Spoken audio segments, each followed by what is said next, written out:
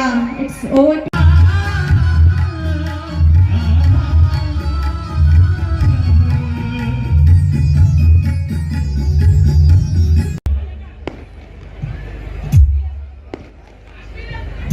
Thank you so much.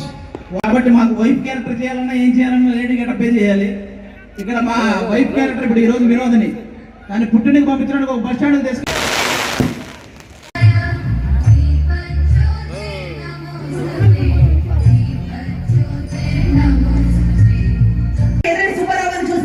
ఏం చేశాడు?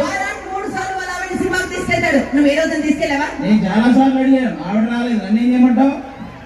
ఆవిడ కాదు, నన్ను తీసుకెళ్ళచ్చు కదా. నిన్న